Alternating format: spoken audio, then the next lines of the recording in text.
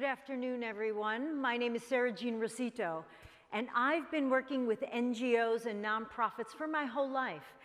Now, some think that it's just about caring. Some think that it's just for altruism and for fun, but it's actually really hard work. Social change requires a great deal of strategic planning and innovation. Now, people often ask me also, where does your inspiration come from? How can you keep doing this work after so many years? Nothing seems to change in the world. Well, I believe we have to keep doing this work until the people of the world, those without a voice, those without a seat at the table, actually do. Now, those are not my words, but the words of Musoku, a woman who lives in exile now after combating corruption, trafficking against women and children in her own country. But where did my inspiration start? Now, my mother would say, I always had this in me. I always had to go out and solve a problem. But I'm pretty sure my father had some influence on this. My father was maybe a typical immigrant person who worked 60, 80 hours a week, but never forgot where he came from. He also ran a volunteer organization helping poor children, 20, 30 years of his life. But I was also very influenced by music when I was a child. There were protest songs talking about a better future, questioning the way leaders have always done things.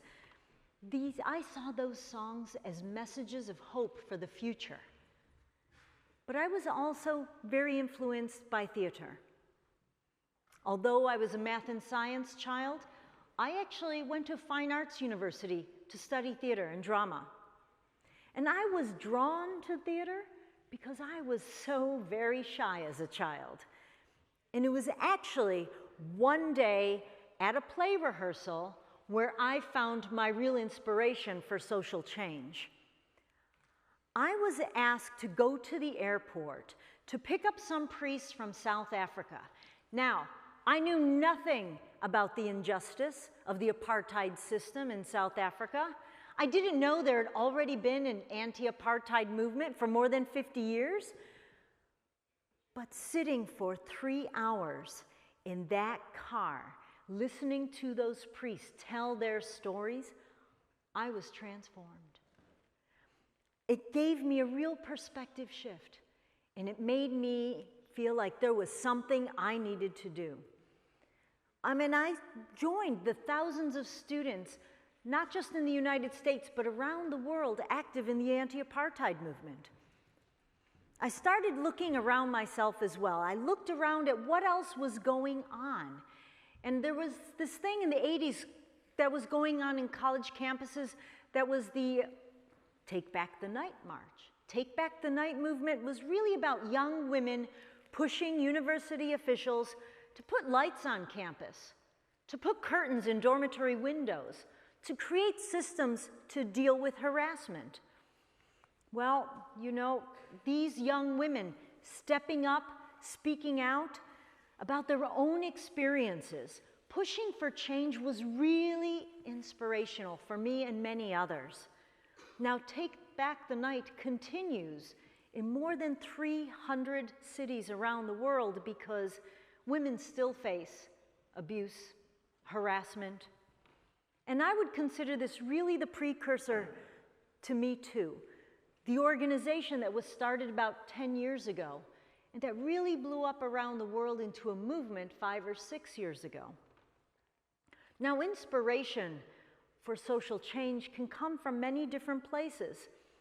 It can come from a crisis, it can come from personal experience, but it requires a lot more than listening. It requires doing something. So I'd like to share a few more experiences closer to home here in Japan that I found inspirational. Mirai no Mori is one organization I work with here in Tokyo, and we really focus on children who live in what might be considered orphanages, social welfare homes, Now, these kids are unable to live with their parents for a number of reasons, but mostly abuse and neglect. And our staff, this diverse, multicultural staff, is really inspirational for the kids as well. They serve as positive role models. Excuse me. You know, ensuring the kids not only have fun, but that we create a safe learning environment, and also that the kids are exposed to new ideas and new ways of doing things. We bring them out to nature to experience many things for the very first time. It might be just pitching a tent, or whitewater rafting, or hiking for the first time, maybe cooking and eating in the outdoors. And these first experiences allow them to have some new types of inspiration. The reason this matters is because the kids come from, situations where they don't have support systems like a family. They're often behind in school. And we hope that we can be a catalyst to break this cycle of early pregnancy, early divorce, low-wage jobs, dead-end work situations, and hope they can see that there's more options out there than working in the mizushobai, in the sex industry. Now, I want you to think about something for a minute. Imagine you have never gone anywhere in your life. You've never taken a Shinkansen, you've never taken an airplane. You don't go outdoors with friends or family on the weekend. But also imagine you are so afraid of failure, because if you make a mistake, you might be punished. This fear will make you so afraid to try new things, right? I've witnessed change with my own eyes. We'll be hiking through a creek, and kids will be encouraged to jump from the rocks up there and jump into the pond, but so many kids are afraid. They've never done that before. Some kids will stay at the top 10, 20 minutes. There's no pressure. They don't have to do it. But when they do jump in, now just imagine the exhilaration, that feeling of accomplishment. It's a step that can spark curiosity. It's a step that can help build confidence to try other new things. Change starts with one small step. But that first one small step, that is the massive one. It creates new possibilities. Action is what matters here. And you might say, so what does this have to do with me? What does this have to do with me? I'm a literature student. I'm a medical student. I don't understand how this fits with me.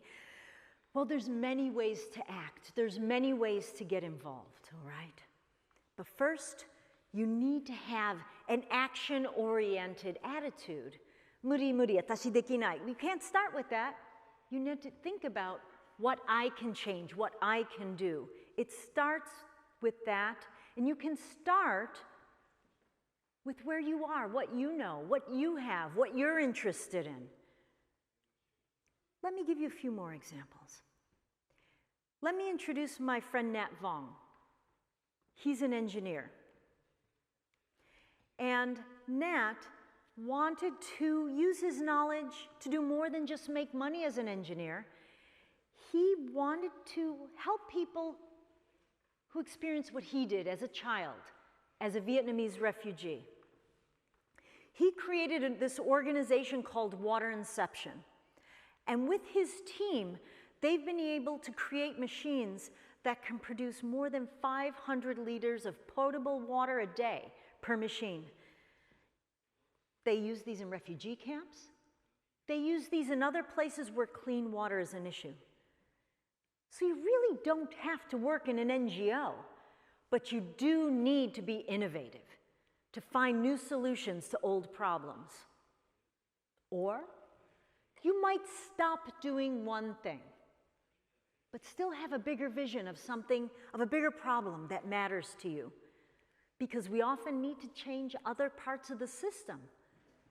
Now, I remember a day in the Peace Boat office about 10 years ago when my friend Robin Lewis said, "I'm going to stop using plastic bottles. I'm going to bring my own bottle everywhere." But you know what? He faced a challenge that needed a solution. And what was that challenge? Where do I refill my bottle? So he created, with the Social Innovation Japan team, because Robin is not an engineer, he created MyMizu. This is a crowdsourced, co-created platform where the more than 200,000 application users, they can find more than 2,300 places to refill their bottles. The members, the people who use the app, they're co-creators. They're not passive consumers. So your inspiration, I can't tell you where it is. You don't need to look to famous people. Look to the outdoors. Look in art. Look in music. Look in your local community. Look at what you need. Look at what's happening in your life right now. But you have to get out of your comfort zone. Go to where the action is and talk to people. Put that fear aside and be careful of siloing. Siloing is when we only engage with people who agree with us, people who have the same opinions, the same ideas, only reading information that we already agree with. That separates us more. That doesn't help us innovate.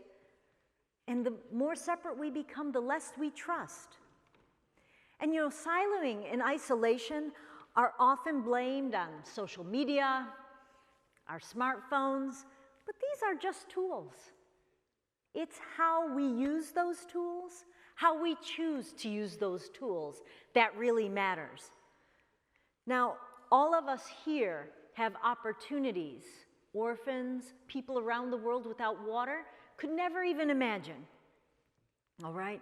So what matters is how we decide. No, how you decide to use the opportunities you have. When you grow up with love around you, it gives you freedom and ability to share love with others.